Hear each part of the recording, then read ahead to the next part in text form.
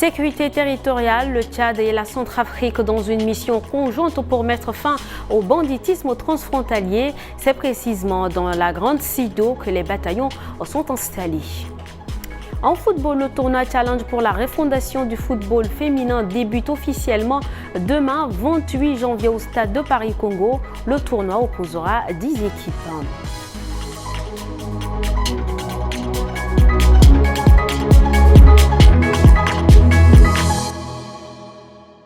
Lundi 27 janvier 2025, merci de nous rejoindre pour ce 19h45.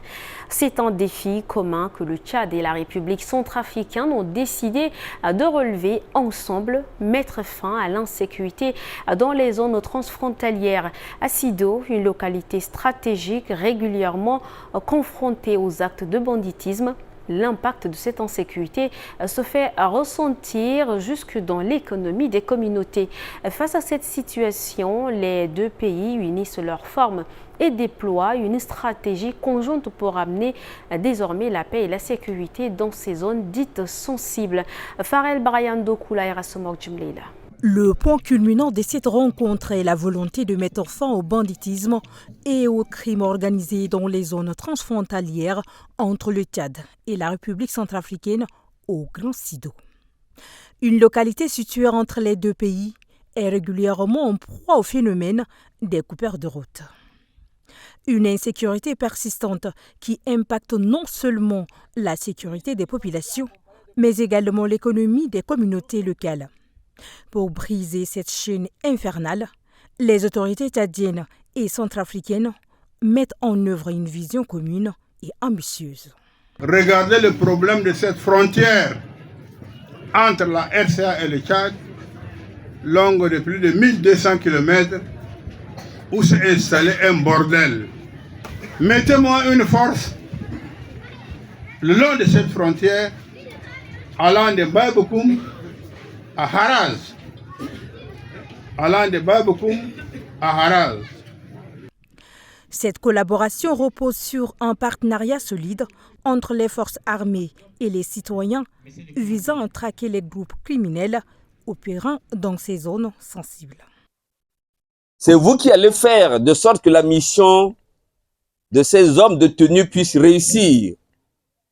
En quoi faisant? En donnant des informations. Que les jeunes, vous êtes très dynamiques, donnez les informations aux forces de l'ordre. Donnez les informations au chef canton pour qu'il puisse donner aux forces de l'ordre afin d'assurer votre sécurité, votre propre sécurité. Cette force conjointe illustre également la solidarité entre le Tchad et la République centrafricaine dans leur engagement pour la paix et la sécurité transfrontalière. La Banque mondiale et la Banque africaine de développement ont réaffirmé leur engagement à soutenir le Tchad dans la mise en œuvre de son pacte national énergétique présenté ce lundi lors du sommet africain de l'énergie à Dar es Salaam. Ce pacte ambitieux vise à accroître le taux d'accès à une électricité durable et à moindre coût à 90% d'ici à 2055 contre seulement 11% aujourd'hui. Cynthia. L'accès à l'énergie est un catalyseur de développement. La Banque mondiale est prête à accompagner le Tchad dans cette transformation essentielle, a déclaré Adjaï Banga. Pour sa part, Akimoumi Adesina a souligné « La transition énergétique est une priorité pour l'Afrique. Nous travaillerons avec le Tchad pour garantir des investissements durables et inclusifs. » Le ministre d'État tchadien Taïramit Guiling a présenté les réformes et mesures incitatives mises en œuvre pour attirer les investisseurs. Nous avons signé le pacte. Nous avons pris des engagements. Monsieur le Président, vous avez demandé que nous réformions la SNU. Les réformes se poursuivent. Le ministre qui est là a nommé un très bon directeur général. Et donc, ça s'accélère à la SNU. Ils nous mettent beaucoup de pression, nous, aux finances. Donc, nous, parfois, nous sommes un peu gênés de trop déranger la Banque mondiale ou la Banque africaine d'aller plus rapidement. Donc, à ce niveau, nous allons tenir les délais. Nous allons accomplir nos engagements. Le pacte prévoit, entre autres, d'augmenter l'accès à l'énergie et de porter à 50% l'utilisation de solutions de cuisson propres d'ici 2030, contre seulement 16% actuellement. Le sommet se conclura avec la signature de la déclaration de Dar es Salaam, confirmant l'engagement des nations africaines en faveur d'une transition énergétique durable. Le projet SOF est lancé ce matin dans un hôtel de la place par la ministre de Transport, de l'Aviation et de la Météorologie nationale, Fatime Goukouni Wedei, en partenariat avec le Programme alimentaire mondial, l'ANAM et Géosphère Autriche. Il s'agit d'un projet qui favorise la résilience face aux effets du changement climatique. Bekoutou Junior. Réhabiliter et densifier le réseau d'observation météorologique, renforcer les capacités nationales existantes de l'Agence nationale de la météorologie pour une gestion durable des données, améliorer le système d'alerte précoce, tels sont les objectifs du projet SOF, lancé aujourd'hui par le ministère du Transport, de l'Aviation et de la Météorologie en partenariat avec le Programme alimentaire mondial et la Géosphère Autriche. Bien plus qu'une réponse au changement climatique, ce projet est une opportunité de transformation. À travers la modernisation des infrastructures météorologiques et le renforcement des capacités humaines et institutionnelles, ce projet est conçu pour combler les lacunes actuelles. Ce projet de 5 ans, mis en œuvre avec le soutien du Programme alimentaire mondial, n'est pas une solution isolée. Il est le fruit d'une collaboration étroite entre l'État tchadien, les partenaires techniques et financiers et les communautés locales. Les températures extrêmes et les inondations catastrophiques témoignent des impacts du dérèglement climatique au Tchad. Avec le lancement du projet SOF, le gouvernement tchadien espère mieux faire face à cette crise. Le projet Systematic Observation Financing Facility SOF arrive, comme vous le voyez, à un moment absolument crucial et offre un soutien significatif aux démarches du gouvernement pour répondre à ces enjeux climatiques qui touchent gravement nos populations. Ce projet ne se limite pas à être tout simplement un instrument technique. C'est bien plus que cela. Il représente également une chance authentique de transformation pour notre nation qui souffre encore d'un retard dans la création et la gestion des données climatiques et météorologiques.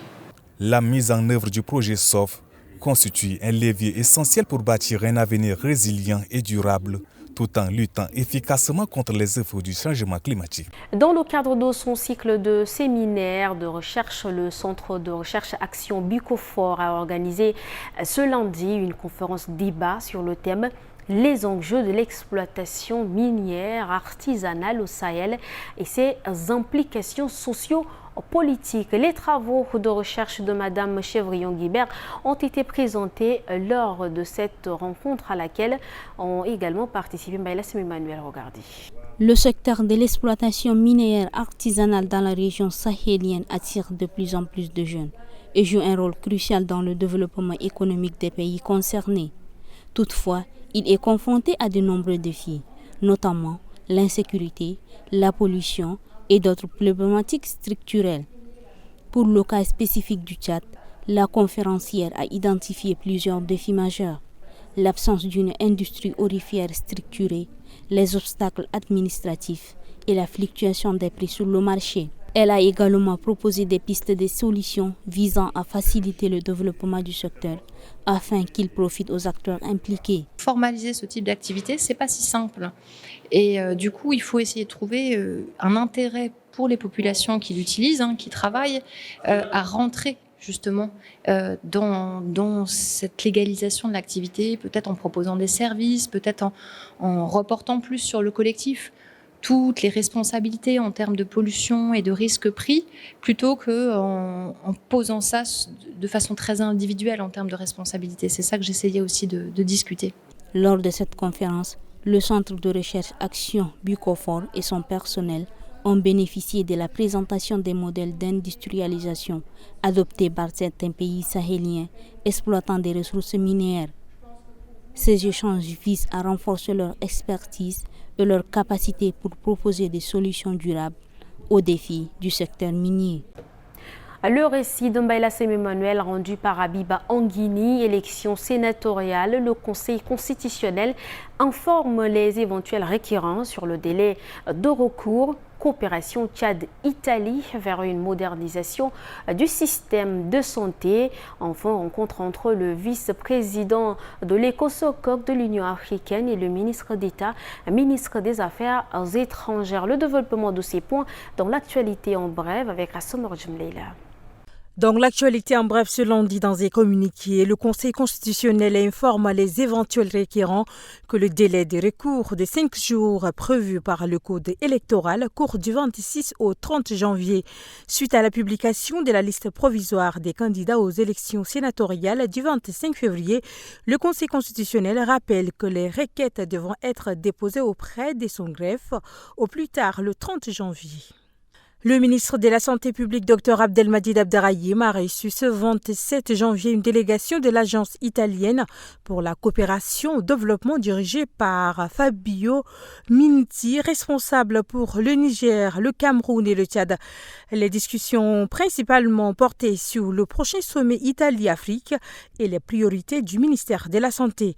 Les thèmes abordés incluent l'institutionnalisation de l'Institut national de santé publique, la modernisation du système de santé et la coopération en matière de santé.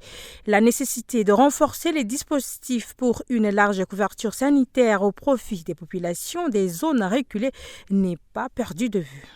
Et pour finir, le ministre d'État, ministre des Affaires étrangères, Abdrahmane Koulamala, a accordé une audience au vice-président du Conseil économique, social et culturel de l'Union africaine, Mohamed Haroun Adoum. Cette rencontre a permis de présenter les activités de l'ECOSOC ainsi que d'explorer des pistes de collaboration entre l'institution panafricaine et la République du Tchad dans divers domaines stratégiques. Le vice-président a souligné l'importance du rôle du Tchad dans la mise en œuvre des initiatives de l'Union africaine et a salué l'expertise et les orientations éclairées de son ministre d'État. Une salle rénovée équipée par le Comité international de la Croix-Rouge CICR a été remise au groupement des écoles militaires interarmées GEMIA destinée à la formation sur le respect des droits humains. Cette salle a été réceptionnée ce lundi 27 janvier dans les locaux du dit groupement. C'est un geste qui vise à intégrer le droit international humanitaire dans les programmes de formation militaire. Mbaïla Emmanuel et Abakar Lambert. D'une dimension d'environ 4 mètres sur 4, la salle offerte par la Croix-Rouge, équipée de matériel bureautique, d'un écran, d'une armoire et des chaises, est destinée aux sessions de formation en faveur des militaires et le respect des droits humanitaires internationaux. L'objectif, initier des forces de défense et de sécurité au respect du droit international humanitaire dans leurs opérations militaires. Le respect du DIH, le respect de la dignité de l'être humain, même au plus fort des combats, même au plus fort de la violence de la guerre, le respect de la dignité est en effet un des éléments clés sur lesquels la réconciliation va se construire. C'est le témoignage que je peux vous porter du CICR. Tout en rassurant les donateurs sur le bon usage de la salle, le groupement des écoles militaires interarmées souligne que ce geste vient à point nommé. Votre notation intervient dans un contexte mondial marqué par des crises pernicieuses où la vulgarisation du droit international humanitaire s'avère très important pour la protection des personnes. Cette salle permettra sans doute au point focal et son équipe de mettre tout en œuvre pour le renforcement des capacités de nos forces de défense et de sécurité. Je puis vous rassurer. Le groupement des écoles militaires interarmées est une institution de formation des officiers issus des recrutements. La cérémonie de tirage au sort du tournoi Challenge pour la refondation du football féminin s'est tenue aujourd'hui, 27 janvier, à l'Académie de football de Farsha. C'était en présence des représentants de toutes les régions du Tchad. Focalbo Absolon, Ralombay Bonaventure et Mbalasme Emmanuel. Le premier match opposera le Mandoul au Chariba Girmi. Ce match est le coup d'envoi d'un tournoi regroupant 10 équipes, baptisé Challenge pour la refondation du football féminin. L'objectif de cette compétition, poser les bases d'une équipe nationale féminine compétitive. Vous êtes sans ignorer que le Tchad jouera d'ici 20 jours, c'est-à-dire entre les 17, 18, 20, le match aller contre l'équipe nationale du Sénégal. Donc les techniciens sont là, ils vont suivre cette compétition attentivement pour sélectionner les meilleurs. N'Djamena compte 3 équipes, tandis que les 7 autres viennent des provinces. La finale de ce tournoi est prévue pour le 3 février. C'est sur ces images et ce mot de sport que nous bouclons cette édition d'aujourd'hui. Merci à vous, chers téléspectateurs, de votre fidélité. Restez en compagnie des programmes de Tchad Info TV. Bonsoir.